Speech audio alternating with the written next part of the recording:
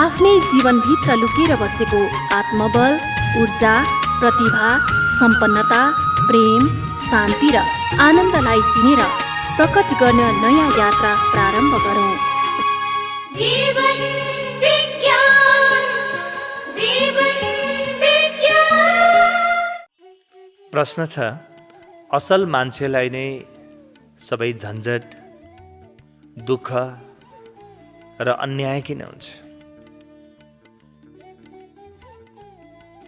प्रश्न अत्यन्तै मूल्यवान छ र दैनिक जीवनको अनुभव हो यो। असल मान्छेलाई नै झन्झट किन हुन्छ? असल मान्छेलाई नै दुःख किन हुन्छ? दुःख किन आइपर्छ? र असल मान्छेलाई नै किन अन्याय हुन्छ? यसलाई दुई तीनवटा आँखाले हामीले हेर्न जरुरी हुन्छ। पहिलो कुरा, हामीलाई जब लाग्छ कि म माथि अन्याय भइरहेको छ, मैले दुःख पाइरहेको छु, झन्झट, चिन्ता, अशान्ति भइरहेको छ, त्यतिखेर हाम्रो मनभित्र एउटा भाव बन्छ कि म यति बाहिरबाट दुःख पाइरहेको छु, कहीँ म अत्यन्तै असल भएर त होइन? बाहिरको दुःखको पीडा आफ्नो ठाउँमा छ, दुःख भयानक छ, बाहिरबाट दुःख आइरहेको छ, पीडा आफ्नो ठाउँमा छ, र भित्र म खराब छु यस कारणले म दुःखी छु भन्ने आवाज आयो भने त म वास्तवमै खराब छु, मेरो मन खराब छ, मेरो विचार खराब छ, मेरा सोचहरू खराब छन्, मेरा कर्म खराब छन्, त्यस कारणले मैले दुःख पाएको भन्ने आवाज आयो भने त अहङ्कारको त तहस नहस हुन्छ, अहङ्कार त छेदविच्छेद हुन्छ, मेरो मुख लुकाउने ठाउँ पनि हुँदैन। म आत्मग्लानीले, महापश्चातापले भरिन थाल्छु। त्यस कारणले साधारणतया म असल छु भन्ने सोच भित्र आयो र मैले बाहिर कसैले मलाई अन्याय गरिरहेको देखेँ, दुःख परिरहेको मैले देखेँ, वा कहीँ झन्झट भइरहेको देखेँ भने म असल छु कि छैन, यसमाथि मूल प्रश्न उठाए हुन्छ।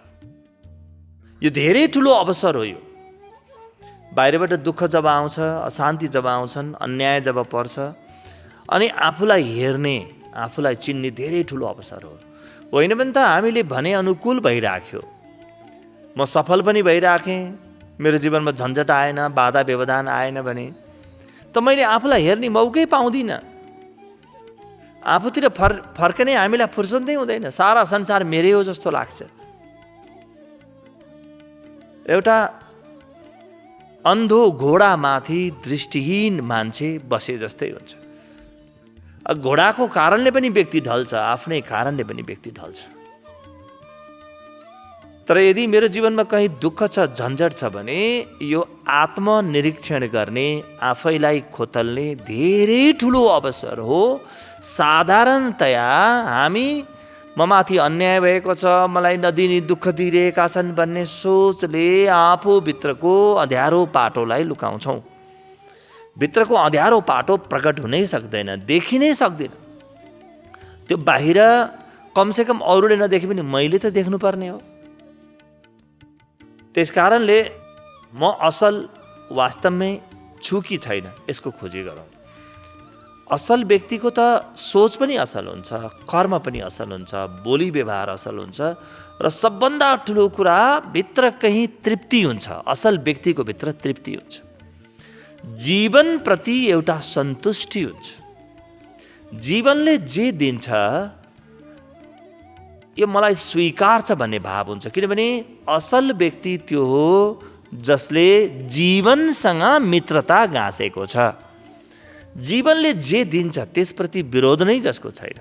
मेरो दृष्टिमा असल व्यक्ति त्यो हो जसले जीवन असल छ भन्ने देखेको छ। जीवनभित्र लुकेको सत्यम शिवम सुन्दरमलाई जसले अनुभव गर्न सकेको छ त्यो व्यक्ति वास्तवमै असल हुन्छ।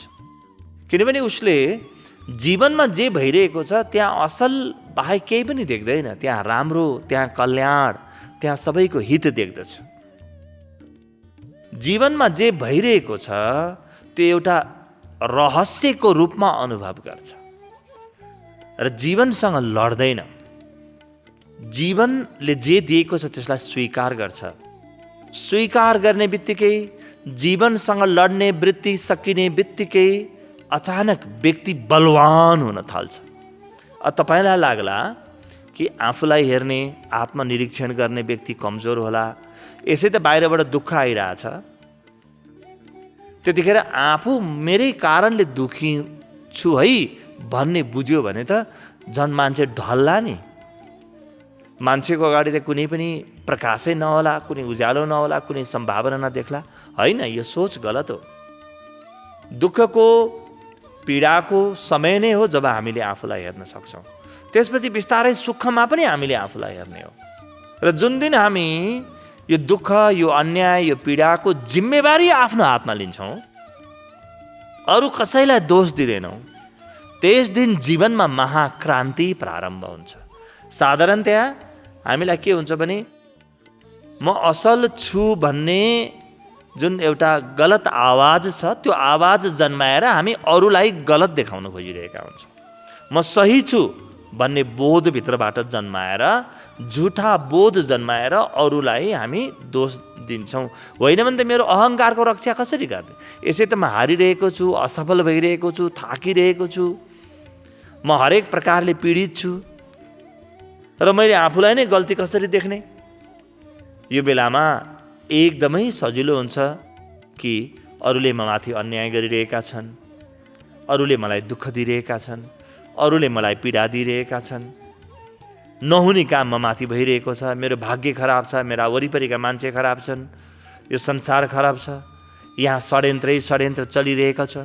यस्ता कुराहरूको कथा, यस्ता विचारहरू मनमा जन्माउन एकदमै सजिलो हुन्छ।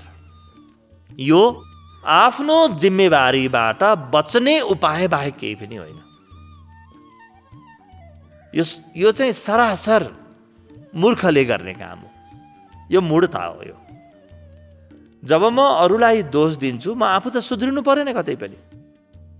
जब अरूले ममाथि अन्याय गरिरहेको देख्छु, बदल्नु पर्ने त त्यो व्यक्ति हो, ऊ आफू बदलिनु पर्छ। म बदलिनु त कुनै कारणै छैन, केही कुनै पनि प्रकारको सोच नै भएन। त्यसरी मैले आफ्नो दुःख, आफ्ना पीडा, झन्झट, अशान्ति, अन्यायहरूलाई अझ बढी लुकाउँछु, अझ बढी दबाउँछु र कालान्तरमा म टाउको उठाउन नसक्ने हरेक प्रकारका पीडालाई भित्र सम्हालेर गुम्साएर राखेको व्यक्ति बन्छु। यो जीवनका समस्याको समाधान होइन। यो पटक्कै समाधान होइन। अरूलाई दोष दिनु, अरूमा दोष देख्नु यो समाधान होइन, कदाचित होइन, कुनै पनि बहानामा होइन। हामीलाई मनमा लाग्न सक्छ कि होइन, दोष त अरूको हो, उसले गल्ती गरिरहेको छ। ऊ गल्ती गरिरहेको छ भने दोष मेरो पनि हो नि, म किन बलवान भइन त? उसको गल्तीको उत्तर दिन सक्ने साहस ममा किन जन्मिएन? यो क्षमता ममा किन जन्मिएन? किन जन्मिएन भने मैले मेरो अहङ्कारको रक्षा गरिरहेको छु। किन जन्मिएन भने म भित्रबाट बलवान छैन, बाहिर बलवान भएको देखाउन मात्रै खोजिरहेको छु, झुठा बलको सहारा लिइरहेको छु। त्यसकारणले बुद्धिमान व्यक्ति त्यो हो जो दुःख पर्दा आत्तिदैन, आफूलाई भित्रबाट हेर्छ। अन्याय होला, अशान्ति होला, केही समय लिएर आफूलाई हेर्छ, बुझ्छ भित्र र आफ्नो कमजोरीलाई स्वीकार गर्छ। कसैलाई भन्न जानु पर्दैन, म कमजोर छु भन्ने कुरालाई आफैभित्र स्वीकार गर्छ। त्यो स्वीकार गर्ने बित्तिकै, आफूलाई हेर्ने बित्तिकै बल्ल पहिलो पटक बल जन्मिन्छ जीवनमा, आत्मबल बल्ल जन्मिन्छ। तपाईँ अलिअलि असल हुनुहुन्थ्यो, यो अत्यन्तै राम्रो, तर आत्मबलको कमी थियो नि त। अब आत्मबल पनि जन्मिन्छ। आत्मनिरीक्षण गर्दाखेरि आत्मबल पनि जन्मिन्छ। हतार नगरिकन निरीक्षण गर्ने। त्यसकारणले भगवान ईसा मसीहले बाइबलमा भन्नुहुन्छ, रेजिस्ट नो इभिल। कुनै पनि गलत कुराहरूलाई नरोक, केही गलत काम तिमीमाथि भइरहेको छ, गलत विचारहरू, गलत ऊर्जाहरू तिमीमाथि प्रभावित भइरहेका छन्, कसैले अन्याय गरिरहेको छ भने एकछिन पहिले आफू हेर भित्रबाट, भित्रको बललाई जन्मिन देऊ। हुनसक्छ यो जम्मै घटना तपाईँलाई बलवान बनाउनु पो भएको हो। बाहिरी सतही बल, देखावटी शक्तिमा मात्रै हामी हिँड्छौँ, भित्री बल हाम्रो जन्मिएको थिएन। जबसम्म हामीलाई धकेलेर कुनामा पुर्याइँदैन तबसम्म भित्री बल नजन्मिने हो कि। जसरी एउटा बिरालोलाई मैले धकेल्दै धकेल्दै भित्तामा पुर्याएँ भने बल्ल त्यो बिरालोले मलाई आक्रमण गर्छ, पुरा बलका साथ आक्रमण गर्छ। ठीक त्यसै गरी म भित्रको बल जुन छ, म भित्रको शक्ति जुन छ, त्यसले चुनौती नपाएको हो कि त्यो भित्र सुतिरहेको छ कि? त्यो त कुम्भकर्ण निद्रामा म भित्रको बल लुकिरहेको छ कि सुतिरहेको छ कि? भयानक बल हुनुपर्ने हो। हेर्नुहोस् त, असल इमान्दार व्यक्तिहरू कोही पनि होला, भगवान बुद्ध होला, कति बलशाली छन् हेर्नुहोस्। छुट्टै प्रकारको बल छ, तर त्यो बाहिरको बलले त्यो बललाई भेट्दैन। कुनै सैन्य बलले, धन बलले, शक्तिको बलले त्यो बललाई भेट्दैन। कस्तो बलभित्र प्रकट भएको छ हेर्नुहोस् त। कुनै महात्मा गान्धी होलान्, कुनै मदर टेरेसा, कुनै खप्तर बाबा होलान्, यिनको बल हेर्नुहोस् त कस्तो बल छ। यिनलाई कसैले जित्न जान्छु भन्ने सोच्दा पनि सोच्दैन। यस्ता व्यक्तिमाथि विजय हासिल गर्ने, यिनलाई पछार्ने सोच पनि आउँदैन कसैको, किनभने यी कसैलाई चुनौती दिइरहेका छैनन्। बस आफ्नो बललाई जगाएर चुपचाप बसेका छन्, आफूलाई चिनेका छन् भित्रबाट, कसैलाई चुनौती दिन जाँदैनन्, कसैलाई सानो देखाउन जाँदैनन्। मैले अरू कसैलाई सानो देखाउन गएन, अरूले मलाई सानो देखाउनु पर्छ। मैले तपाईँलाई सानो ठाउँमा धकेल्न खोजेँ भने तपाईँले मसँग विद्रोह गर्नुहुन्छ, तर मैले तपाईँलाई कुनै पनि प्रकारको चुनौती दिइनँ भने। र जो व्यक्ति भित्रबाट बल जन्माउने बाटोमा गयो, जो व्यक्ति भित्रबाट बलवान भयो, जसले आफूलाई चिन्यो, आफ्नो आत्मबललाई जसले चिन्यो, त्यो व्यक्ति अरू कसैलाई दुःख दिन किन जान्छ? उसले देख्छ कि हरेक व्यक्तिभित्र त्यही आत्मबल छ, हरेक व्यक्तिभित्र त्यही न्याय छ, कसैलाई पनि चुनौती दिँदैन यो व्यक्तिले, कहीँ कसैलाई जिस्काउन जाँदैन। भगवान कृष्णले कसलाई चुनौती दिन जानुहुन्छ, कसलाई जिस्काउन जानुहुन्छ? कहीँ केही आवश्यकता छैन। त जीवनमा दुःख परिरहेको छ, अन्याय छ, पीडा छ, झन्झट छ, यसलाई आँखा बन्द गरेर केही समय आफूलाई हेरौँ, आफूलाई हेर्नको लागि प्रयोग गरौँ। हुनसक्छ प्रकृतिको एउटा सुन्दर उपहार होला म आफूलाई जगाउने, म भित्र थुप्रो बल होला, तर त्यो बलतिर मेरा आँखा छैनन्, बाहिरबाट मलाई कसैले केही गर्यो भन्नेतिर मात्रै मेरा आँखा छन्। व्यक्तिभित्रको बल जगाउने बेला हो यो। यसलाई अर्को आँखाले पनि हेर्न सक्छौँ, अर्को दृष्टिकोणले पनि, किनभने यो अत्यन्तै व्यवहारिक प्रश्न छ, हरेक व्यक्तिको मनमा आउँछ यो प्रश्न। अर्को के छ भने म असल छु कि छैन कसरी थाहा हुन्छ त? जीवनमा परीक्षा चाहिएन? म माथि कुनै दुःख आइपर्यो, त्यतिखेर पनि मैले मेरो असलपनलाई बचाइराखेँ भने पो म वास्तवमै असल छु त। कुनै दुःख आयो, झन्झट आयो, पीडा आयो र अचानक म अतालिएँ, म आफूभित्रको अन्धकारलाई कोट्याउन थालेँ, वा मैले म भित्रको सादगी, म भित्रको साधुपन, सज्जनपनलाई छोडिदिएँ, त्यसलाई तिलाञ्जली दिएँ भने वास्तवमै म साधु होइन रहेछु, सज्जन होइन रहेछु, असल होइन रहेछु, म गलत मान्छे रहेछु, तर असल भएको अभिनय गर्ने मान्छे रहेछु भन्ने प्रमाणित हुन्छ। साधु त त्यो हो जो हमेशा आफ्नो साधुतामा रहोस्। साधुतामा बल हुन्छ, भयानकै बल हुन्छ, त्यो बल बाहिर पनि देखिन्छ, तर ऊ विचलित हुँदैन, आफ्नो बललाई चिन्दछ, विचलित हुँदैन।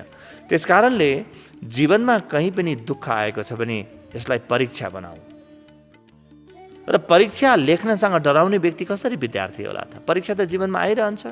हरेक परीक्षाले म वास्तवमै असल छ कि छैन, वास्तवमै सज्जन हो कि होइन, यो कुरो थाहा लाग्दै जान्छ। जीवन अत्यन्तै रहस्यमय छ।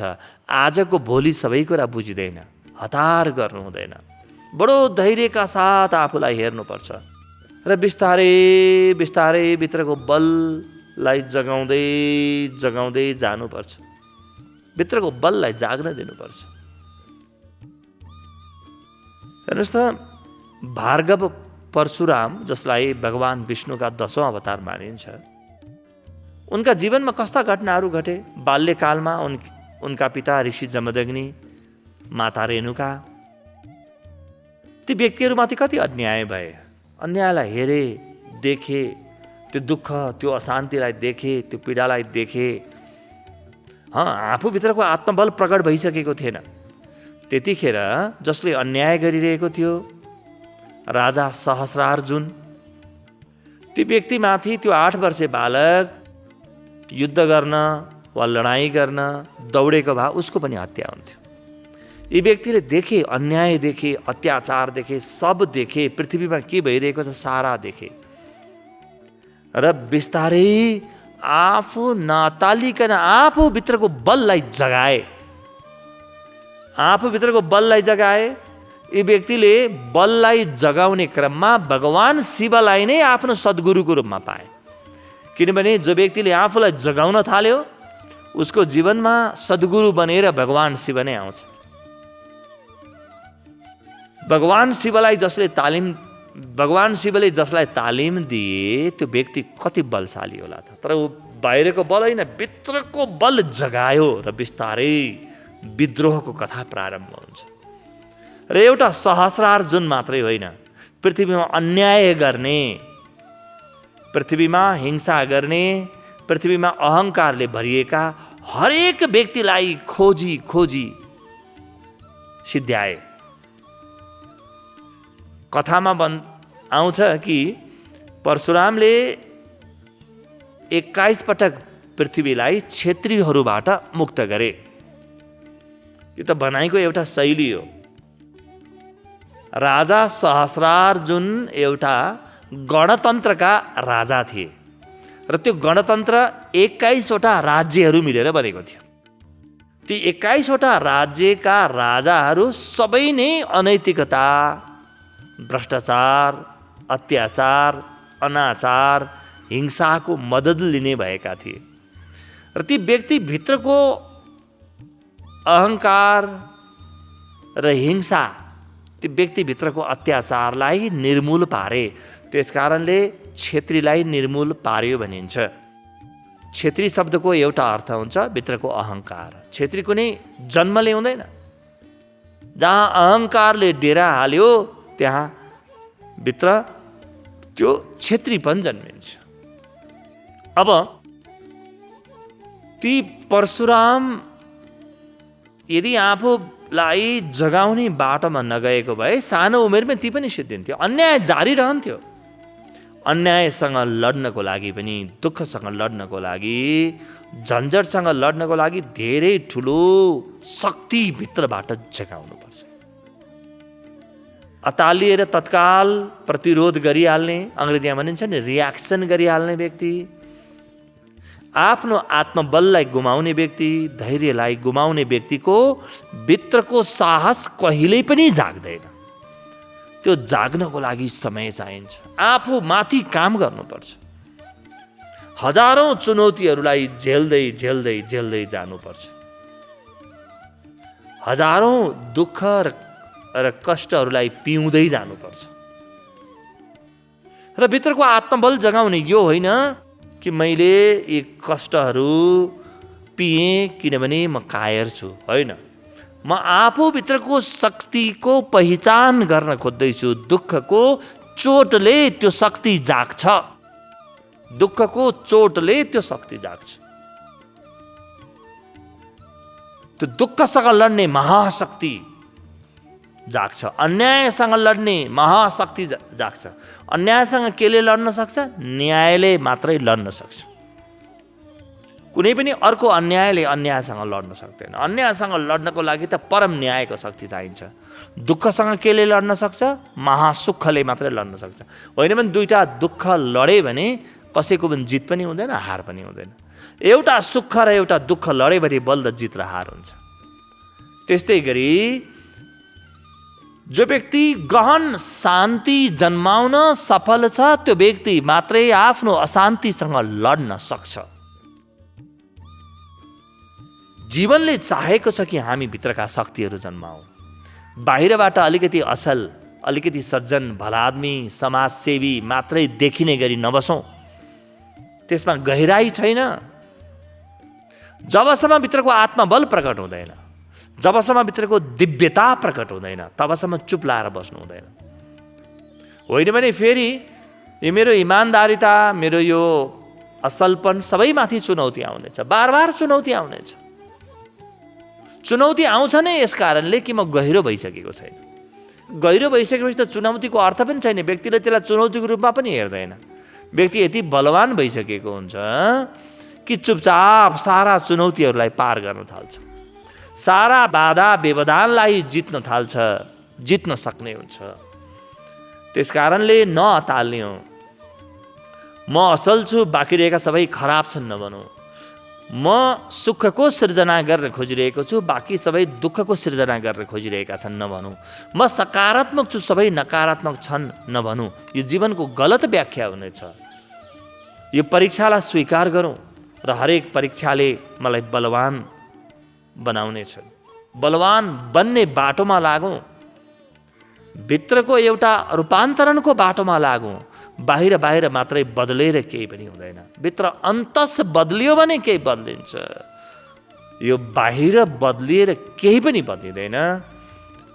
यो परम क्रान्तिको मार्गमा सबैलाई हार्दिक स्वागत छ। अध्यात्म र व्यवस्थापन, मानव मनोविज्ञान, सनातन र नवीनतमको संगम जीवन विज्ञान। सनातन र नवीनतमको संगम जीवन विज्ञान।